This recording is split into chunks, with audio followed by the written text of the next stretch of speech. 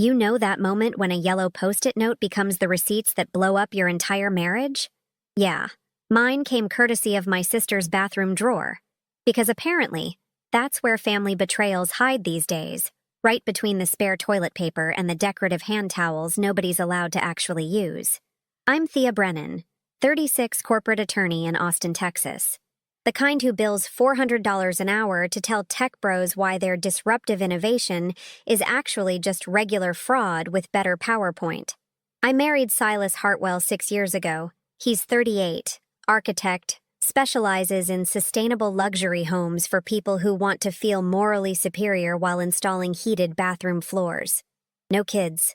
We always said we'd wait for the right time, which in hindsight was just code for this marriage doesn't have a foundation worth building on. My sister Iris is 31, an event planner who charges $5,000 to curate baby showers with eucalyptus themes and rose gold everything.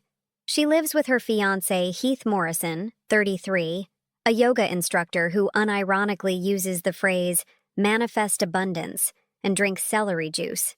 They'd been together 4 years, engaged for 8 months, wedding planned for October at some vineyard in Fredericksburg where the ceremony would be at sunset for optimal golden hour photos. A March 17th Sunday. Iris's birthday party at a rental house on Lake Travis, one of those glass and steel monstrosities that costs $800 a night and comes with a hot tub nobody uses because everyone's too busy pretending they're not cold. She'd invited 40 people for an all-day celebration. Brunch, swimming, sunset cocktails, the works.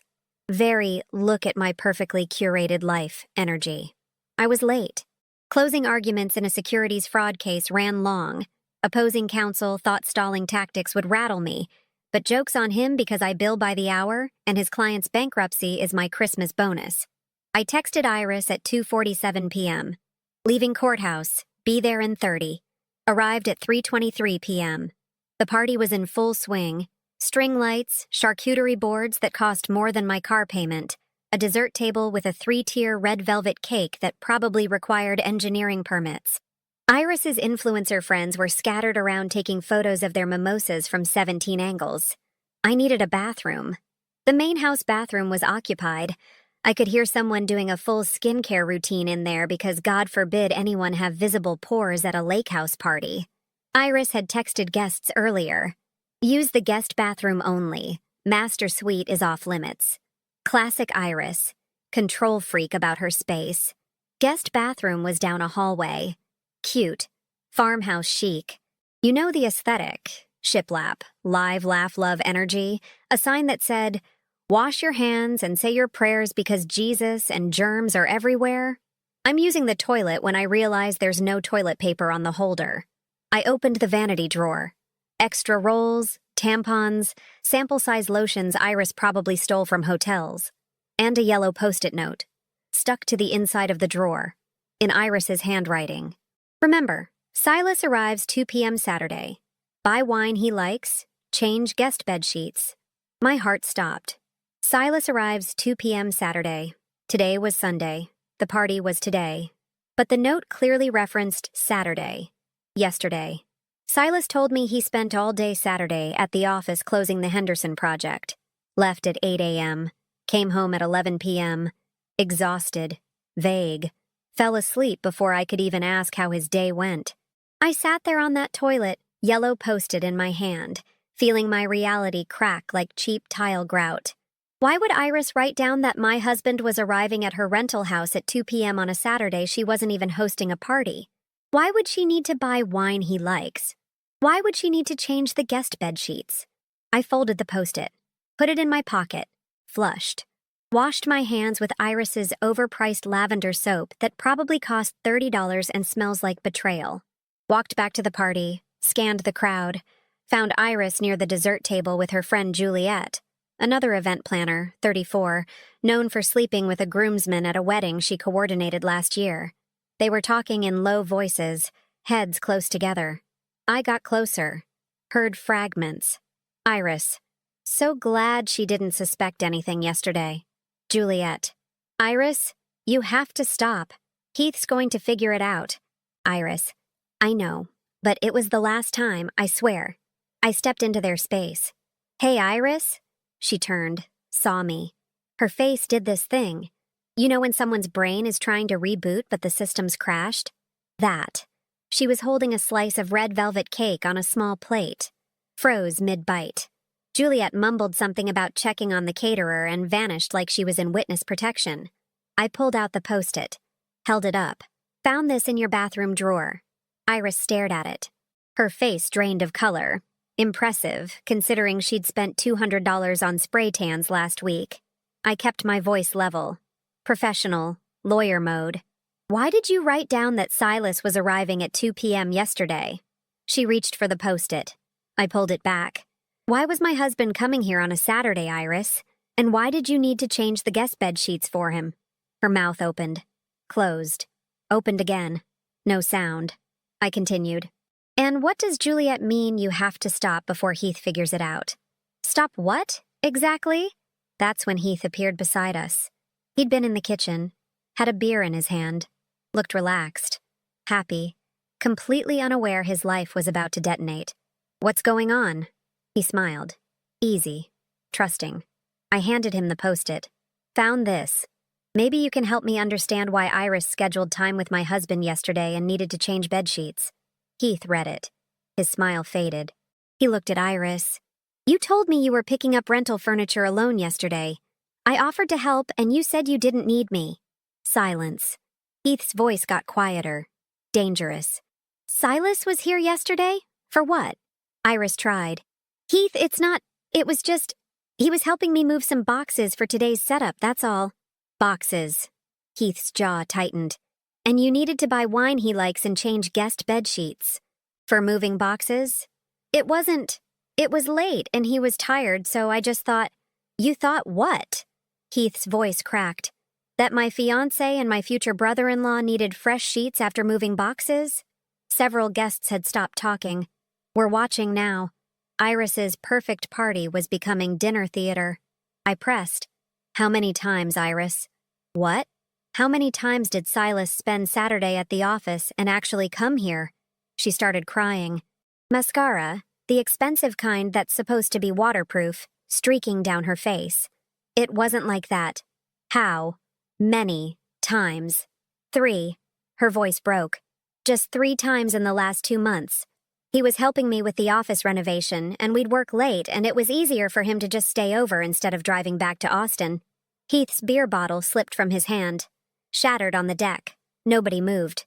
Stay over where? His voice was barely audible. The guest room? Iris didn't answer. Iris? Did Silas sleep in the guest room? More silence. Heath turned to me. His face had gone gray. The guest room doesn't have a bed yet. We haven't bought furniture for it. We've been using that room for storage. Oh. Heath looked back at Iris. So when you say he stayed over, you mean he slept in our bed? The bed we share. The bed where I proposed to you on Christmas morning. Iris collapsed into one of the rental chairs, sobbing. I didn't need to hear more. I turned to the crowd, Iris's influencer friends, her sorority sisters, her yoga instructor colleagues standing there with their mouths hanging open. Just so everyone's clear, the birthday girl has been sleeping with my husband, in the bed she shares with her fiancé, while telling me Silas was working late, and telling Heath she was doing furniture shopping. I grabbed my purse, looked at Heath. You deserve better than this. Then I looked at Iris. And you deserve exactly what's coming. I walked out, drove home. Silas was on the couch watching basketball, looked up when I came in. Hey, how was the party? I thought you'd be there all evening. I threw the Post-it at him. He picked it up, read it, and I watched my husband of 6 years realize his Saturday lie had just blown up in his face. Silas held that Post-it like it was a subpoena, which, funny enough, it basically was. Evidence Exhibit A in the case of why your marriage just became past tense. Thea, I can explain. Oh, I'm sure you can. I dropped my purse on the counter. 6 years of marriage and you've gotten really good at explanations. Like how you explained working late every Saturday for 2 months. Very creative storytelling. You should write fiction. He stood up, ran his hand through his hair. That thing he does when he's about to lie and needs a moment to workshop the narrative. I've seen him do it with clients when their building designs violate code. Same energy. It's not what you think. Really? Because I think my sister wrote down that you were arriving at her rental house at 2 p.m. yesterday. I think she mentioned buying wine you like and changing bed sheets. And I think Heath just found out the guest room doesn't actually have a bed in it yet. So unless you and Iris were sleeping on boxes of her eucalyptus-scented party favors, the math is pretty clear. His face did that thing. You know the one. Where someone realizes their alibi just got hit by a truck called reality. How many times, Silas? 3. Just 3 times, I swear. 3 times you slept in the bed my sister shares with her fiancé while I was home thinking you were working on the Henderson project. It wasn't planned. It just happened. We'd be working late on her office renovation and... Oh, renovating her office. Right. That office she's been renovating since January. 2 full months. Tell me, Silas, what exactly were you renovating? Because it seems like the only thing getting structural improvements was your relationship with my baby sister. He tried to step closer. I held up my hand. Stop. I bill $400 an hour to tear apart fake narratives. You really want to play this game with me? The thing about being a corporate attorney is you develop a very specific skill set. You learn to spot inconsistencies, timeline gaps, the small tells that indicate someone's hiding assets, or in this case, hiding the fact that they're sleeping with your sister in her fiancé's bed while said fiancé is probably at some yoga retreat, teaching people to breathe through discomfort. Ironic, really. Heath's about to get a masterclass in that. My phone buzzed. Text from Heath. Can we talk? I typed back. Coffee tomorrow? 10 a.m. Mozart's on Lake Austin? I'll be there. Looked back at Silas. So, here's what's going to happen. You're going to sleep in your precious home office tonight. You know, the one where you supposedly spent every Saturday for 2 months. I'm going to drink the expensive bourbon you save for clients. And tomorrow you're going to find yourself a lawyer who's cheaper than me because, buddy, you're going to need one. Thea, please. We can work through this. Work through this? Work through this? I laughed. Actually laughed. Silas, you've been sleeping with my sister. My sister. The one who used to make me braid her hair before school. The one who cried at my wedding because she said she was so happy I found the one. Turns out she meant she was happy she'd found him too. Very communal of her. Really embracing that sharing economy. It didn't mean anything. Oh, that's much better. So you risked our marriage for something meaningless. Real solid cost-benefit analysis there, architect. Very sustainable design. My phone kept buzzing. Group text from Iris's party guests. Someone had posted about the drama on their Instagram stories. Not naming names, just witnessed the messiest birthday party meltdown of 2024, and I have questions. Another text. This one from Juliet. Thea, I'm so sorry. I told Iris to stop. She wouldn't listen. I replied, How long have you known? Since the first time, late January. She swore it was a one-time mistake. January. 2 months. I looked at Silas. January. You've been doing this since January. His face confirmed it. Iris told Heath 3 times. She told me 3 times. Juliet says she's known since January, which means it's been at least 8 times. Probably more. So who's lying? You or my sister? Or are you both just that committed to coordinated dishonesty? I can't remember every... You can't remember every time you slept with my sister. My voice went quiet. Deadly. The tone I use in depositions when I'm about to destroy someone's testimony. Let me help you. January has 4 Saturdays. February has 4. March so far has had 2 before yesterday. That's 10 possible Saturdays. You want to revise your 3 times estimate? Silence. That's what I thought. Another text. This one from my law partner, Geneva. Just saw something on Instagram about a party disaster. Please tell me that wasn't you. I replied, Worse, it was my sister. Oh, honey. Wine tomorrow? Coffee with Heath in the morning. Wine after that sounds perfect. Geneva knew the whole dynamic.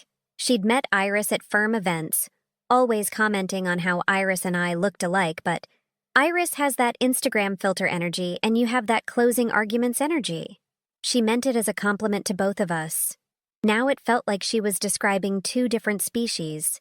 Silas was still standing there, looking like a defendant who just realized the jury's already deliberating. "Where are you going to stay?" he finally asked. "Oh, I'm staying. This is my house. I bought it before we got married. It's in my name. And Texas is a community property state, but this house is separate property. You want to argue that? I literally teach property law as an adjunct at UT. Try me." I walked past him to our bedroom, my bedroom now, started pulling his clothes out of the closet. "What are you doing?" "Packing your sustainable luxury lifestyle into garbage bags. You can pick them up tomorrow, or Iris can. I'm sure she knows your measurements by now." "Thea, get out, Silas. It's 10 p.m. Where am I supposed to go?" "I don't know. Maybe the office where you supposedly spent every Saturday?" "Oh, wait. You weren't actually there. Guess you'll have to figure it out. You're an architect. You're good at spatial planning. Apply those skills." He grabbed his keys, his wallet, stood at the door looking pathetic. "I never meant to hurt you." "No, you just meant to sleep with my sister repeatedly while lying to both me and her fiancé. The hurting was just an unfortunate side effect. Very collateral damage of you." He left. I locked the door, poured 4 fingers of his $200 bourbon, sat on the couch in the exact spot he'd been sitting an hour ago watching basketball like his life wasn't a dumpster fire. My phone buzzed again. Iris calling. I answered, put it on speaker. "Thea, please." "No. Just let me explain. Iris, you slept with my husband, multiple times, in your fiancé's bed, while planning your wedding. There's no explanation that makes that okay. There's no context that fixes it. You didn't trip and fall on his. You made a choice. Multiple choices. For 2 months. I know, I'm so sorry. Sorry you did it, or sorry you got caught. Because if I hadn't found that post-it, you'd still be doing it. You'd be at your October wedding in Fredericksburg with the sunset ceremony, and I'd be there as your sister, and Silas would be there as my husband, and Heath would be there as your groom, and none of us would know that you've been auditioning him as a backup plan." She was crying. Full sobs. I felt nothing. "Don't call me again, Iris. Don't text. Don't show up. We're done." "You're my sister." "Yeah, I was. Past tense. You should probably update your Instagram bio." I hung up, drank the bourbon, and started Googling divorce attorneys who specialize in making cheating spouses regret every decision that led them to this moment. Turns out there are 17 in Austin with excellent reviews. I bookmarked all of them. Monday morning, March 18th.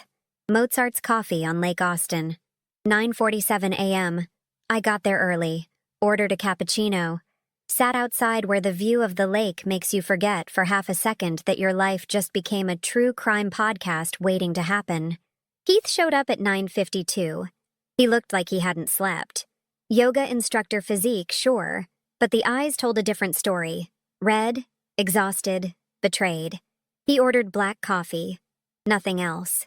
The man who usually preaches nourishing your temple couldn't even manage a muffin. We sat. "So," he started, "our respective partners have been sleeping together for at least 2 months. In your bed," I added. "Let's not sugarcoat the real estate details." He almost smiled. Almost. "Yeah, that part really adds insult to the whole thing. How'd the rest of the party go after I left?" Iris locked herself in the bedroom. Her friends tried to do damage control. Lots of, "we should give them privacy" energy. I told everyone to leave, spent an hour on the deck alone, then packed a bag and went to my brother's place in Round Rock. "She try to call you?" 43 times between 8 p.m. and 3 a.m. I didn't answer. He took a long sip of coffee. "I did some math last night. Want to hear it? I love math, especially when it proves people are liars. January through mid-March, 10 Saturdays total. Iris claimed 3 times. But I went through my calendar. Every single Saturday since January 13th, she told me she had vendor meetings or site visits or furniture shopping. Every single one. My stomach dropped. 10. 10, he confirmed. And here's the thing, I offered to help every time. She always said no. Said I'd be bored. Said it was tedious event planner stuff. I trusted her. Silas told me 3 times too. But when I did my math last night, same as yours, I got 10 possible Saturdays. And every single one he said Henderson Project. Heath pulled out his phone, opened his photos. I screenshot her calendar last night before I left. Look at this. He showed me. Iris's shared Google Calendar. Every Saturday since January 13th had a blocked-off event. Site prep, vendor meetings, do not disturb. Do not disturb, I repeated. Subtle, right? And look at the times. Every single one, 1 p.m. to midnight. 11 hours. They were spending 11 hours together. Every Saturday. For 10 weeks. That's not 3 times, Heath said quietly. That's not a mistake. That's a whole separate relationship. My brain started clicking into lawyer mode. Evidence. Timeline. Pattern of behavior. Heath, do you still have access to her calendar? Yeah. We share everything. Had to for wedding planning. His voice cracked a little on wedding. Don't revoke your access. Not yet. He looked at me. Why? Because I'm about to make a phone call, and I need you to check something for me after I do. I dialed Silas. He answered on the first ring. Thea, thank God. Can we please talk? Where'd you sleep last night? A hotel. The Fairmont. Room 847. I can send you the receipt. Did Iris call you? Pause. Yes. How many times? Longer pause. I don't know. A lot. I didn't answer. Why not? Because I need to fix things with you. She was a mistake. What time did she first call? What? What time, Silas? Did Iris first call you last night? Maybe 8:30? Why does it... And the last time? Thea, I don't understand why... What time was the last call from Iris? Around 2 a.m. She left a voicemail. I haven't listened to it. Thanks. That's all I needed. I hung up. Looked at Heath. Check her call log if you can access it. I need to know if the times match. He pulled up their shared phone plan. Scrolled. His face went pale. 43 calls to me. 31 calls to Silas. Between 8 p.m. and 3 a.m. He looked up. She called him 31 times, Thea. While I was at my brother's place thinking she was devastated about losing me, she was calling him. And there it was. The thing that shifts betrayal from mistake to calculated. She wasn't trying to fix things with you, I said slowly. She was trying to fix things with him. Heath stared at the lake. We were supposed to get married in 7 months. I proposed on Christmas morning. She cried, said it was the happiest day of her life. We'd already sent save the dates. My mom bought her dress for the wedding, and the whole time she was building a backup plan. He looked at me. You think that's what this was? Like, she was testing out Silas to see if he'd leave you? I think my sister has spent her entire life wanting what I have. I got into UT Law, she applied and didn't get in. Ended up at Texas State. I made partner at 34, she was still building her event business. I bought a house at 32, she's been renting. And I married an architect who makes $180K a year. I paused. She didn't want Silas specifically. She wanted my life. Heath stopped, processed. That's actually insane. Welcome to having Iris's family. It's been a ride. My phone buzzed. Email from Geneva. Found you the best divorce attorney in Austin, Willa Sutton, absolute killer. Specialty, high asset cases where one party cheated. Want an intro? I replied. Yes. Today, if possible. Looked back at Heath. I'm hiring a lawyer. One who specializes in making cheaters regret their life choices. You should do the same. We're not married yet. I can just leave. You're engaged. You've been together 4 years. You probably have shared assets. Lease on that rental house. Wedding deposits. And Heath, she used your bed. You have grounds for emotional distress claims if you want to get creative. I leaned forward. Don't just walk away. Make it hurt. Something shifted in his face. The yoga instructor who preaches compassion and letting go was realizing that sometimes karma needs a lawyer. What are you thinking? He asked. I'm thinking that Iris and Silas spent 10 Saturdays together, 11 hours each time. That's 110 hours. And I'm thinking that in Texas, alienation of affection isn't technically a tort anymore, but intentional infliction of emotional distress, yes. And I'm thinking that your wedding is in October at a vineyard in Fredericksburg, which means you've probably put down deposits that Iris is contractually responsible for, whether the wedding happens or not. Heath's eyes widened. We put down $15,000 in deposits, venue, caterer, photographer, all in her name because she got vendor discounts through her business. Non-refundable? Every single one. I smiled. Not a happy smile. A lawyer smile. So, if you cancel the wedding, she's out $15,000 and has to explain to every vendor in her professional network why the wedding planner couldn't even plan her own wedding? That would destroy her reputation. Yes, it would. He sat back, thinking. I've never been vindictive. It's not who I am. Heath, she called Silas 31 times last night. She wasn't calling to apologize to you.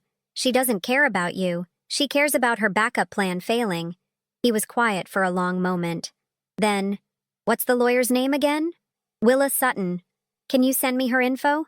Already texting it to you. Geneva had sent Willa's contact. I forwarded it to Heath. One more thing, I said. Don't tell Iris any of this. Don't tell her you're lawyering up. Don't tell her about the deposits. Let her think you're just heartbroken and processing. Why? Because I want to see what she does next.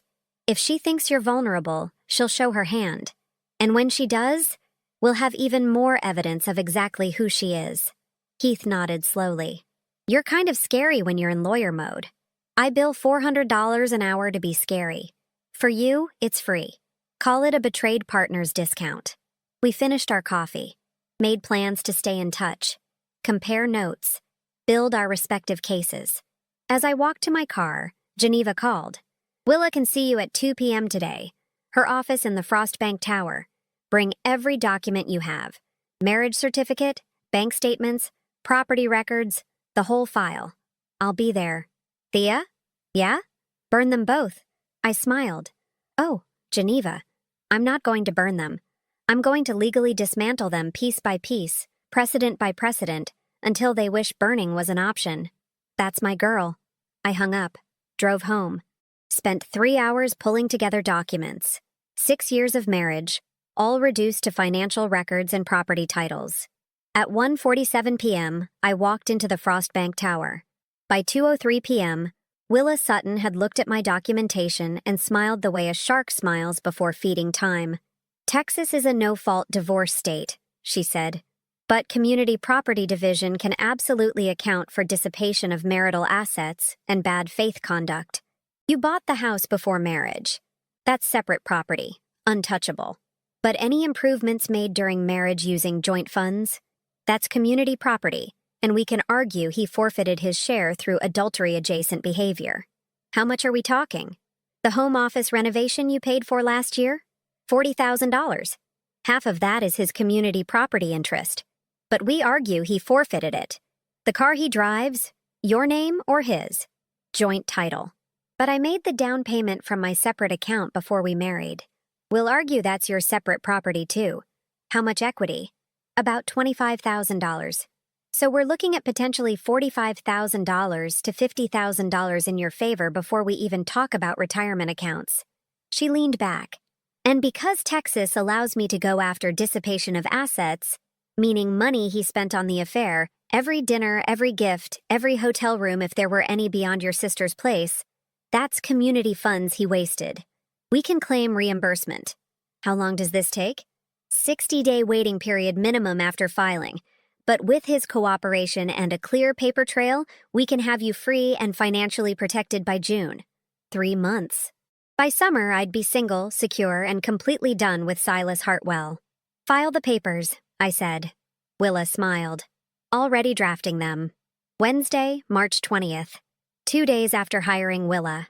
Silas got served divorce papers at his office at 11:23 a.m. I know because his business partner called me. Thought there was some mistake, some misunderstanding. I told him there wasn't. Hung up. Poured myself more coffee. By noon, my phone was exploding. Silas called 17 times. I didn't answer. Let him experience what it feels like when someone you thought you knew becomes unreachable. He finally texted, "Can we please talk before you do this? I'll sign a postnup. Anything. Just don't file." I replied, "Already filed. You have 21 days to respond. My attorney's contact info is on page 3. Use it." Then I blocked his number. Heath called at 1:15 p.m. I did it. Canceled the wedding. called the venue, the caterer, the photographer. All the deposits are non-refundable. Iris is contractually liable for $15,000. How'd she take it? Don't know. I sent everything via email. Professional. Clean. CC'd my attorney. Took your advice and hired someone. Then I blocked her on everything. Smart man. Thea? There's more. I checked our joint bank account before I removed my name from it. She withdrew $8,000 Monday night. After the party. After everything exploded. My lawyer brain lit up. She what? Took $8,000 cash from our joint savings. We'd been saving for the honeymoon. She just took it. Did you get screenshots? Already sent them to my attorney. Good. That's theft. Or at minimum, financial misconduct. Keep building that file. We hung up. I sat there thinking about Iris. 31 years old, event planner, influencer wannabe, taking $8,000 in cash the night her life imploded. That wasn't panic. That was calculation. My phone rang again. Unknown number. I answered. Thea Brennan. Thea, it's me. Iris. Calling from someone else's phone because I'd blocked her. How'd you get this number? Juliet's phone. Please don't hang up. I need to explain. No explanation needed. You slept with my husband for 10 weeks. Wandered 10 hours total. In your fiancé's bed. Math is pretty clear. It wasn't like that. Iris, you withdrew $8,000 from Heath's joint account Monday night, while he was at his brother's place grieving. You stole his honeymoon fund. So, forgive me if I don't believe it wasn't like that. Silence. How did you... Heath and I talk now. Turns out we have a lot in common. Mainly being betrayed by people who claim to love us. You turned him against me. I turned him against you? I laughed. Actually laughed. Iris? You slept with my husband in Heath's bed for 10 consecutive Saturdays, and then called Silas 31 times the night everything imploded. You didn't call Heath 31 times. You called the man you were cheating with. Heath didn't need me to turn him against you. You did that yourself. I was in love with Silas. You're not in love with Silas. You're in love with the idea of having what I have. You always have been. I got into UT Law, you didn't. I made partner at 34. You're still building your business. I own a house, you rent. So you decided to take my husband. Except here's the thing. You can't build a life on someone else's foundation. It doesn't work. That's not fair. Fair? Fair? My voice went cold. You want to talk about fair? Let's talk about how you're about to lose $15,000 in wedding deposits. Or how Silas is about to lose half his interest in assets totaling over $50,000 in our divorce. Or how your professional reputation is about to tank when every vendor in Austin finds out the event planner couldn't even keep her own wedding from falling apart. You can't do that. I'm not doing anything, Iris. You did it. I'm just making sure there are consequences. I hung up. Blocked Juliet's number too. Thursday, March 21st. Geneva and I met for lunch at Uchi. She ordered sake. I ordered 2 rolls and the satisfaction of knowing Silas had exactly 19 days left to respond to divorce papers. How you holding up? She asked. Honestly, better than expected. There's something clarifying about betrayal. It removes ambiguity. Very lawyer of you. I'm taking the house, most of the liquid assets, and my dignity. He's taking his guilt and a studio apartment he can barely afford. Geneva raised her glass. To strategic divorces and terrible sisters. We drank. My phone buzzed. Email from Willa. Silas's attorney made contact. They want to negotiate. He's offering to waive all claims to marital assets in exchange for you not pursuing dissipation claims. Thoughts? I replied, pursue everything. He doesn't get to cheat and then negotiate mercy. Willa wrote back, vicious. I love it. Consider it done. Friday, March 22nd. 4 days post-filing. Heath texted. Iris showed up at my brother's place, crying, begging, said she made a mistake and wants me back. I told her the only mistake was me thinking she was capable of loyalty. She's now threatening to sue me for the deposits. I called him. She can't sue you. She's the one who breached the relationship. Her infidelity is the reason the wedding was canceled. Any judge would laugh her out of court. She's desperate. Good. Desperate people make mistakes. Let her. That evening, Juliet called from another number. I answered just to see what fresh nonsense was coming. Thea, Iris is falling apart. She's talking about leaving Austin, starting over somewhere else. Sounds like a plan. You're her sister. Was. Past tense. She gave up that title when she decided my marriage was community property. She's lost everything. No, Juliet. She gambled everything. On my husband. And she lost. There's a difference. Consequences aren't the same as victimhood. I hung up. Blocked that number too. Sunday, March 24th. 1 week post-explosion. I was at Whole Foods buying overpriced cheese when I saw Silas. He was in the wine aisle, looking miserable, holding a $12 bottle of red, a far cry from the $200 bourbon he used to drink. He saw me. Froze.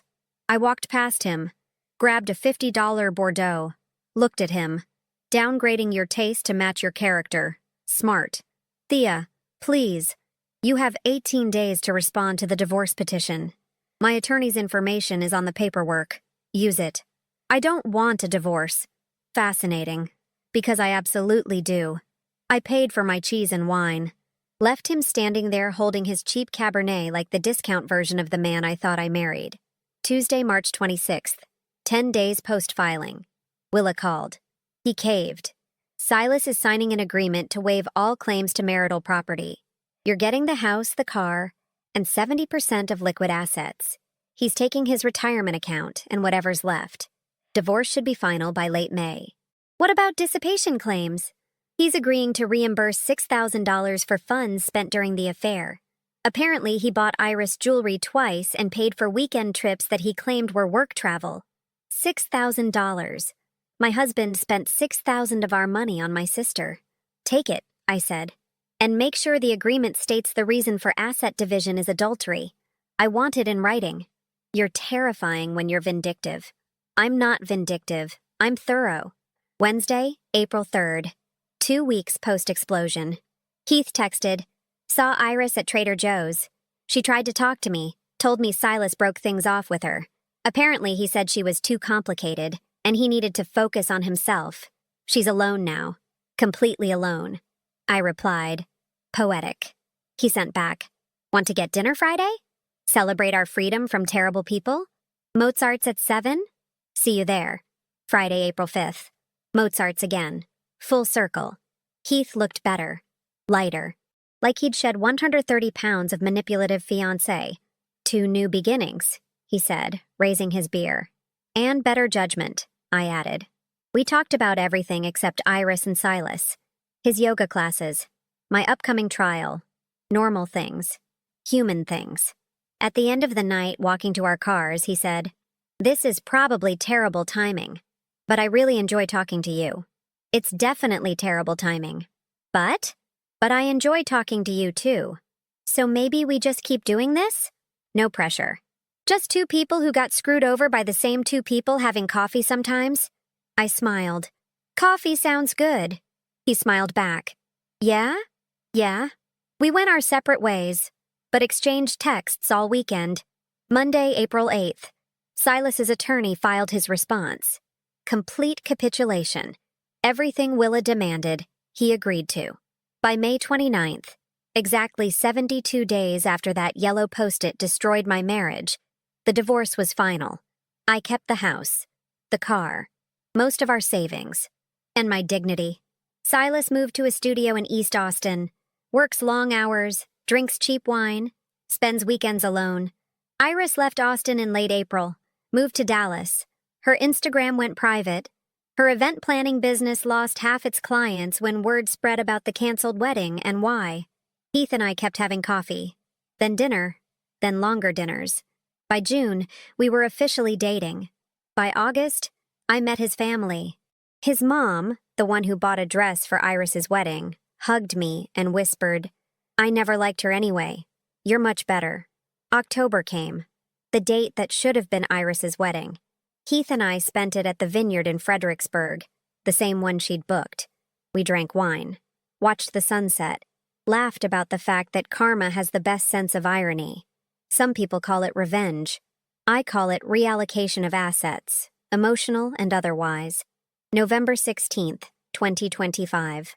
8 months after a yellow post-it note became the best thing that ever happened to me.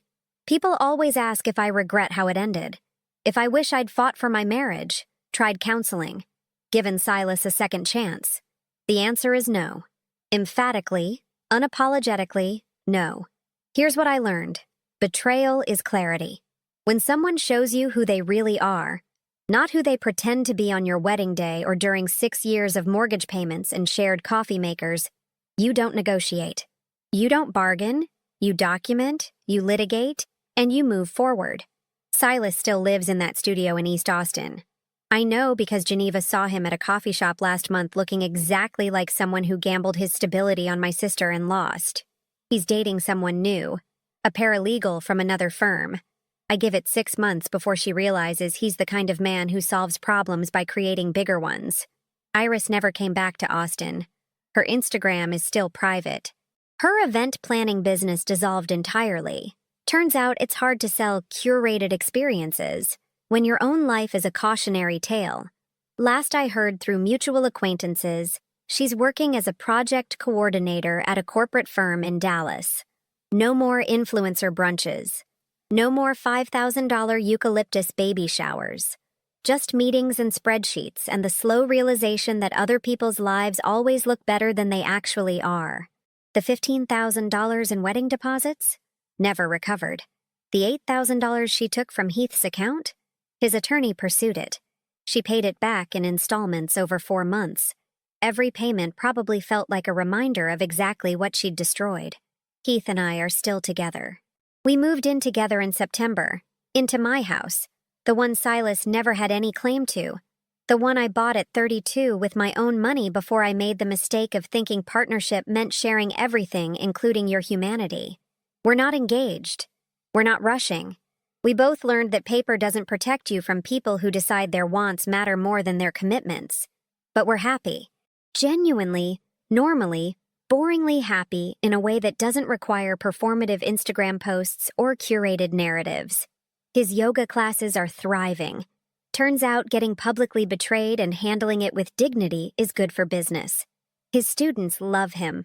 I go to his Thursday evening class sometimes just to watch him teach people to breathe through discomfort, a skill he's unfortunately an expert in now. My career is exactly where it was before. Partner at a top firm, $400 an hour, closing cases that matter. But I'm sharper now, less trusting of surface narratives, more willing to ask the uncomfortable questions, better at spotting when someone's timeline doesn't add up, or when their explanations require too much suspension of disbelief. Willa Sutton and I still have lunch quarterly. She calls it continuing education in strategic life planning. I call it friendship. Either way, she's on speed dial if anyone I know ever needs a divorce attorney who fights like she's defending a war crimes tribunal. Geneva made partner last month. We celebrated at the same restaurant where she toasted my strategic divorce back in March. Full circle. She's currently helping a client whose husband hid $2 million in offshore accounts. I told her, at least Silas was only hiding an affair. Amateur hour compared to financial fraud. She laughed. Said, true. But your case was more satisfying because everyone involved got exactly what they deserved. She's not wrong. Last week, I ran into Juliet at Whole Foods. She pretended not to see me. I pretended not to notice her pretending. The social contract of Austin is weird like that. Everyone avoids everyone else in the produce section and calls it civility. My parents, who I haven't mentioned until now because they live in Phoenix and we talk twice a year on birthdays, called in April when they heard about the divorce. My mother asked if I'd tried to work it out. I told her there's nothing to work out when your partner spends 110 hours with your sister. She went quiet, then said, well, Iris always was competitive with you. Understatement of the century, Mom. Thanks for that timely observation. I haven't spoken to Iris since that call in March from Juliet's phone. No closure conversation, no final sisterly heart-to-heart. Just legal proceedings, financial consequences, and geographic distance. Some relationships don't end with understanding. They end with documentation. The house feels different now. Lighter. I repainted the home office, The one Silas renovated with $40,000 of marital funds that he ultimately forfeited. It's sage green now. Calming. The kind of space where you can think clearly without wondering if your partner is lying about where they spent their Saturday. Heath and I cook dinner most nights. Nothing fancy. Tacos, pasta, whatever doesn't require a recipe. We watch bad TV. Argue about whether cilantro is acceptable. He says yes, I say it tastes like soap. Normal couple things, boring couple things. The kind of boring that feels like luxury after months of legal warfare and family implosion. I don't miss Silas. I don't miss Iris.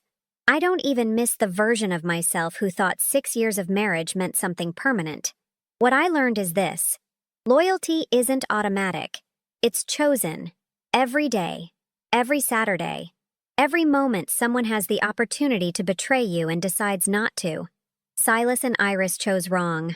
Repeatedly. For 10 weeks. For 110 hours. Heath and I choose right.